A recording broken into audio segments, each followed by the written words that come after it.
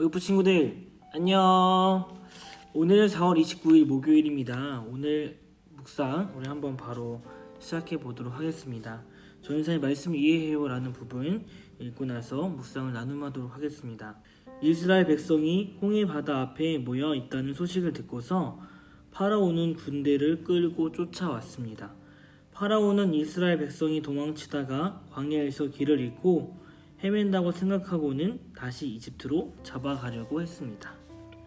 앞에는 바다가 있고 또 뒤에는 이집트 군대가 보이자 이스라엘 백성은 겁이 나서 벌벌 떨었습니다. 괜히 이집트에서 나왔다고 모세를 원망하기까지 했습니다. 이집트의 맏 아들이 다 죽던 밤에 자기들을 지켜주신 하나님을 잊고 말았습니다. 모세는 걱정 말고 하나님이 하실 일을 기대하라면서 이스라엘 백성을 다독였습니다. 오늘 말씀에서는 이스라엘 백성들이 출애굽을 해서 길을 가던 중에 큰 장벽을 만났습니다. 그것이 무엇이었죠? 홍해 바다라는 것이었습니다.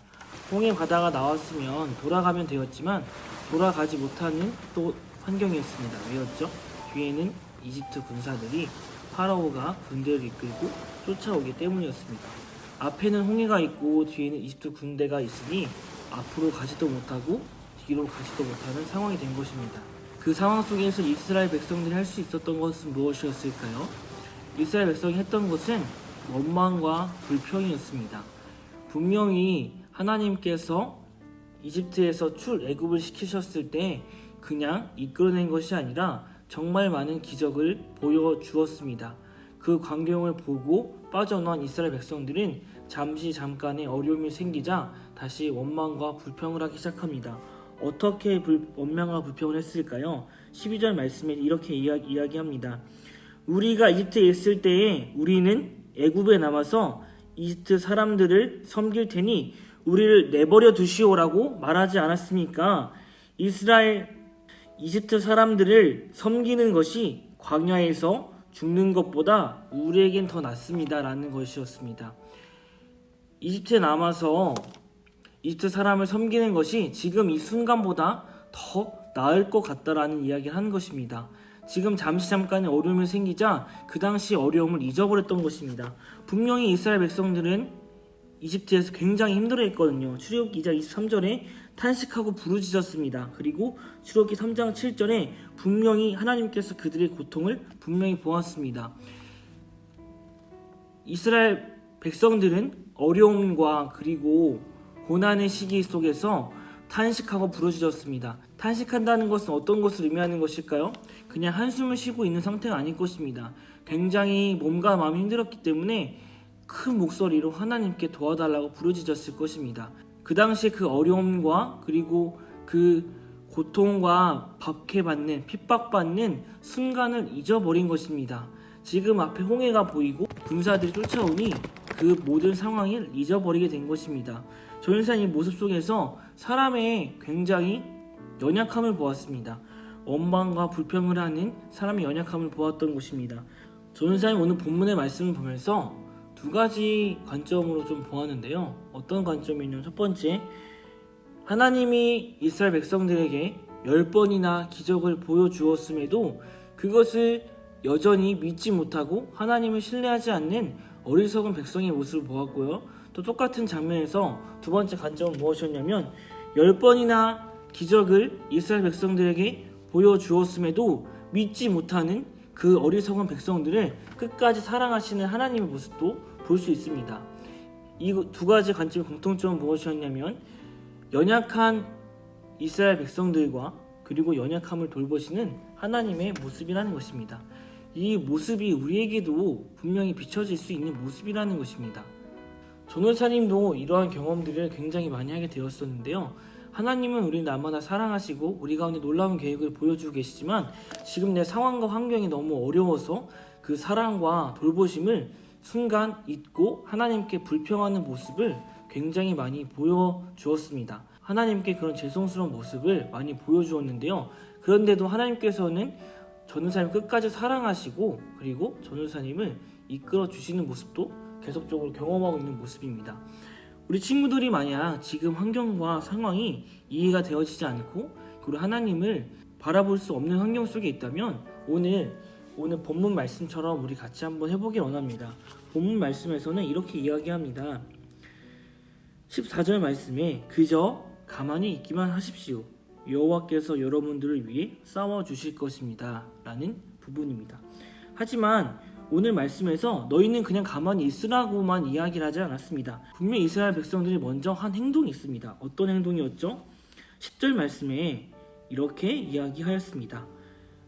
이스라엘 백성은 파라오와 파라오의 군대가 가까이 북돋쳐 온 것을 보고 너무나 무서워서 여호와께 부르짖었습니다. 라는 부분이었습니다.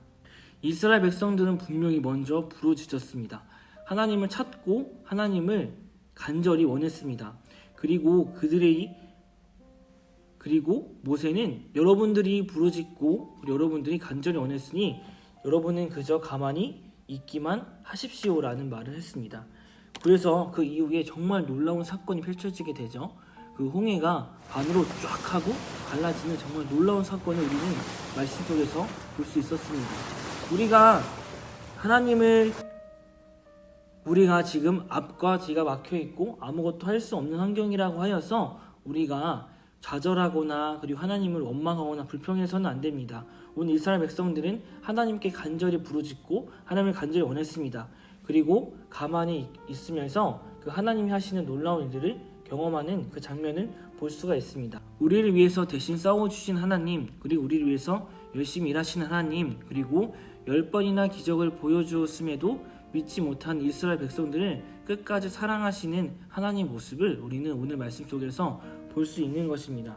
오늘 이 말씀을 토대로 기도하고 실천해야 부분 여러분만의 적용법으로 여러분의 적용하는 그런 행동으로 한번 움직여 보았으면 좋겠고요. 그리고 하나님은 어떤 분이신가요? 그리고 하나님은 우리에게 바라시는 것이 무엇인가요를 옆에 적어보는 우리 친구들이 되었으면 좋겠습니다.